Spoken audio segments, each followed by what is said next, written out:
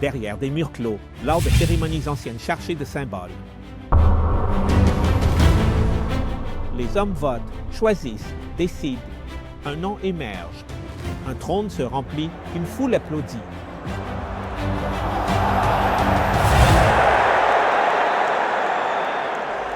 Ainsi, les papes ont été élus pendant des siècles par des mains humaines, par des accords humains, par des systèmes humains. Mais que se passe-t-il quand ce n'est pas l'homme qui choisit? Que se passe-t-il quand c'est le ciel qui désigne? Quand il n'y a ni vote, ni trône, ni tiers? Aujourd'hui, tu découvriras la différence entre un leader couronné par les hommes et le roi, éternel, oint par Dieu lui-même, et tu comprendras pourquoi un seul peut sauver ta vie.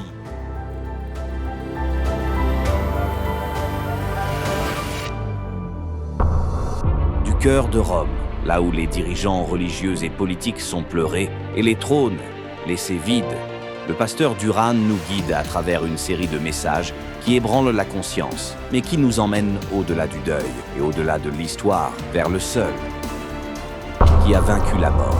Quand les papes et les rois meurent,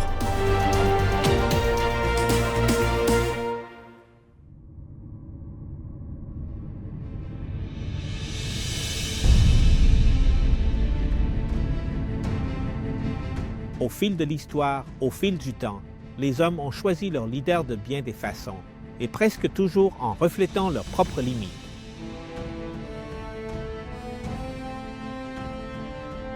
Certains rois ont été choisis simplement, par leur lignée, non pas pour leur caractère, ni pour leur justice, mais, à cause de leur sang, celui qui portait le bon nom de famille. D'autres leaders politiques sont arrivés au pouvoir par des votes. Des votes souvent manipulés, achetés, corrompus, et d'autres ont accédé à des postes d'autorité grâce à l'influence d'amitié par le favoritisme, ou tout simplement parce qu'ils servaient des intérêts plus grands qu'eux-mêmes. Certains ont pris le pouvoir par la force, à coups d'épée, à coups de peur. Même, à l'époque sacrée, la corruption n'était pas absente. Pendant l'époque du Second Temple à Jérusalem, le sacerdoce, qui devait être pur, sacré et guidé par Dieu, est progressivement devenu une véritable affaire d'intérêt politique et économique. Les grands prêtres n'étaient plus choisis pour leur sainteté, mais bien souvent grâce à la faveur de Rome, ou pour le prix le plus élevé payé. Mais quand Jésus est venu, il n'a pas laissé l'homme choisir les messagers. C'est lui-même qui a choisi ses disciples, un par un, non pas selon la lignée, ni la position sociale, ni le pouvoir humain. Ce n'est pas vous qui m'avez choisi, mais c'est moi qui vous ai choisi. Et je vous ai établi afin que vous alliez, que vous portiez du fruit, et que votre fruit demeure. Jean 15, 16 ans. Et après cela, il n'y a plus d'élection directe d'apôtres par les mains de Jésus. Aujourd'hui, nous choisissons nos leaders selon nos préférences. Certains les choisissent par sympathie, d'autres parce qu'ils espèrent obtenir quelque chose, d'autres encore pour le pouvoir ou l'argent qu'ils peuvent offrir. L'homme regarde ce qui est devant ses yeux.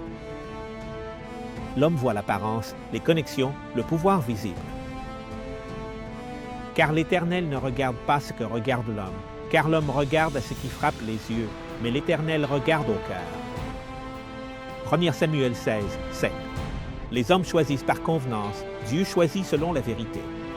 Les hommes choisissent par intérêt, Dieu choisit par amour. Quand un pape meurt ou démissionne, le monde catholique se tourne vers un petit groupe d'hommes appelés les cardinaux. Le conclave est le nom du processus d'élection du nouveau pape. Ce mot vient du latin conclave, qui signifie « avec clé » parce que les cardinaux sont enfermés sous surveillance stricte. Ils sont surveillés au Vatican, sans contact avec le monde extérieur, jusqu'à ce qu'un nouveau pontife soit élu. Seuls les cardinaux de moins de 80 ans ont le droit de vote. Actuellement, il y a habituellement environ 135 électeurs, en excluant ceux qui ne peuvent pas assister pour des raisons de santé. Chacun d'eux porte dans son esprit et dans son cœur ses propres inclinations, car bien qu'ils se présentent tous avec solennité, parmi eux, il y a des positions Très différentes. Il y a des cardinaux considérés comme conservateurs, qui souhaitent préserver les traditions les plus anciennes de l'Église. Et il y a des cardinaux vus comme libéraux, qui cherchent des réformes, des adaptations et de nouvelles ouvertures parfois contestées. Le conclave est, au fond, aussi une bataille de vision, d'interprétation sur quelle Église doit naître pour le monde actuel. Chaque élection est secrète, chaque cardinal écrit à la main le nom de son choix sur un bulletin, le plie et le dépose dans un calice en argent devant l'autel. Il faut les 2/3 des voix pour élire le nouveau pape. Après chaque vote, les bulletins sont brûlés. S'il n'y a pas d'élection, la fumée qui s'élève est noire. S'il y a élection, la fumée est blanche. Des milliers de personnes attendent sur la place Saint-Pierre, les yeux tournés vers le ciel, guettant le signal. À chaque fumée noire, une vague de déception avec la fumée blanche, une explosion d'émotion. Une fois le nouveau pape élu, il choisit un nom papal, un nom qui reflète l'inspiration de son pontificat. Ensuite, on lui remet l'anneau du pécheur, symbole de son autorité en tant que supposé successeur de Pierre. Depuis un balcon surplombant la place, un cardinal annonce au monde les mots suivants, Habemus Papam. Nous avons pape. Et le nouveau chef émerge, vêtu de blanc, bénissant la foule en liesse. Le monde entier célèbre. Un trône humain a été rempli. Une voix humaine a été choisie pour guider. Mais lorsque le Christ a été choisi, il n'y a pas eu de campagne, ni de vote, ni d'alliance. Il n'y a pas eu de fumée blanche s'élevant d'une cheminée. Il y a eu des cieux ouverts et une voix qui a fait trembler la terre. Il y a eu une voix venant du ciel qui disait « Celui-ci est mon Fils bien-aimé, en qui j'ai mis toute mon affection. » Matthieu 3.17. Le Christ n'a pas été choisi par l'homme, il a été confirmé par Dieu lui-même et par Pierre. Il n'a pas été choisi parce qu'il a convaincu les foules, ni parce qu'il avait des influences politiques, ni parce qu'il était le favori des puissants. Non, il a été l'élu éternel, l'envoyé d'avant la création du monde. Il a été destiné avant la fondation du monde, mais manifesté dans les derniers temps à cause de vous. Première épître de Pierre 1.20. Il est le roi couronné par le ciel. Le Seigneur, Dieu, lui donnera le trône de David, son père, et il régnera sur la maison de Jacob pour toujours, et son règne n'aura pas de fin. Luc 1.32 à 33, il est la véritable porte, pas le porteur. Le carton des institutions humaines. Je suis la porte. Celui qui entrera par moi sera sauvé. Jean 19 ans. Il est l'arche de refuge, où il y a le salut pour ceux qui croient. Et l'arche de son alliance fut vue dans le temple de Dieu, dans le ciel. Apocalypse 11h19. Il est le bon berger qui n'abandonne pas ses brebis. Je suis le bon berger, et le bon berger donne sa vie pour les brebis. Don 10.11. Il est le grand berger qui a vaincu la mort, et il guide son troupeau vers l'éternité. Et c'est lui le Dieu de paix qui a ressuscité d'entre les morts notre Seigneur Jésus-Christ, le grand berger des brebis, Hébreux 13.20. Et pourquoi tout cela?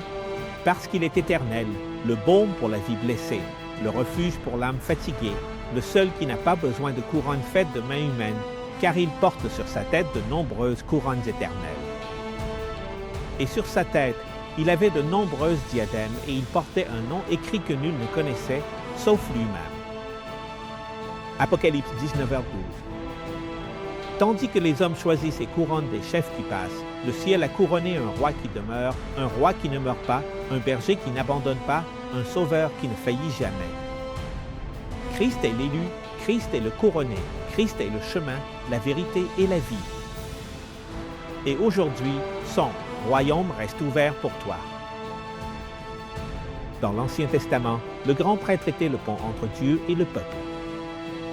Mais ce n'était qu'une ombre, un symbole qui pointait vers quelque chose d'infiniment plus grand. Mais maintenant, Christ est venu comme grand prêtre des biens à venir à travers un tabernacle plus vaste et plus parfait.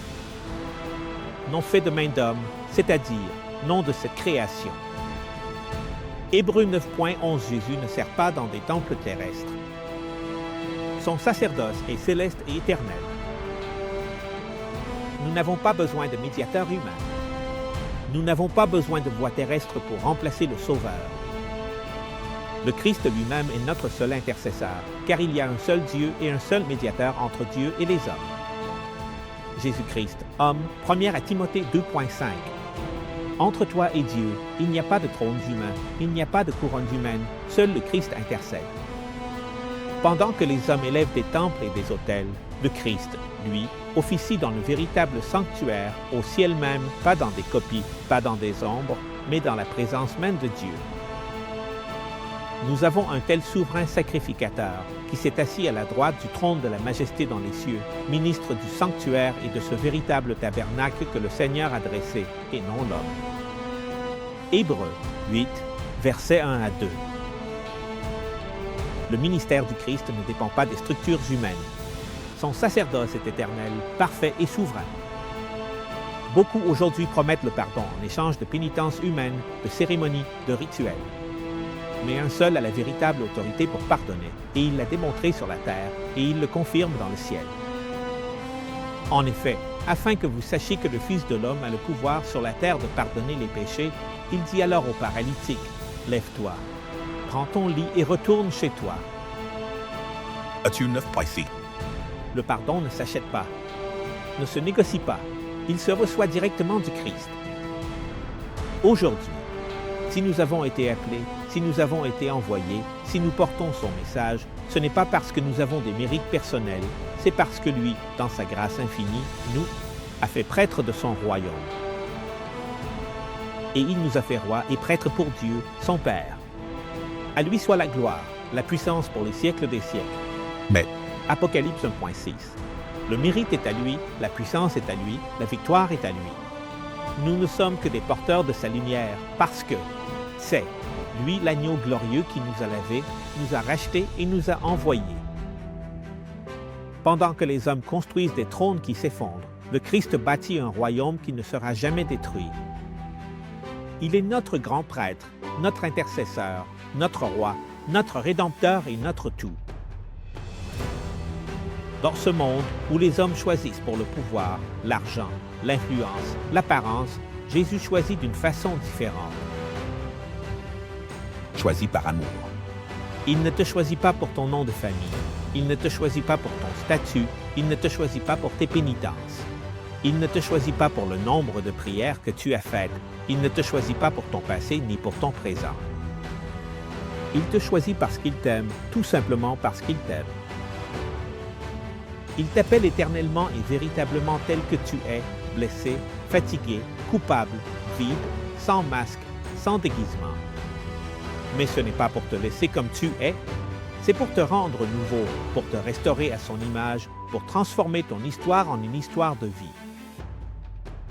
Ainsi, si quelqu'un est en Christ, il est une nouvelle créature. Les choses anciennes sont passées, voici. Tout est devenu nouveau. Deuxième lettre aux Corinthiens 5.17 aujourd'hui, alors que les trônes humains tremblent et tombent, il y a un royaume qui demeure. 1. Trône qui ne sera jamais ébranlé, un roi qui ne mourra jamais, un sauveur qui ne t'abandonnera jamais. Christ vit, Christ règne, Christ t'appelle, aujourd'hui il te choisit pour toujours. Répondras-tu à son appel? Quand les papes et les rois meurent, le Christ est toujours vivant et son amour continue d'appeler ton nom.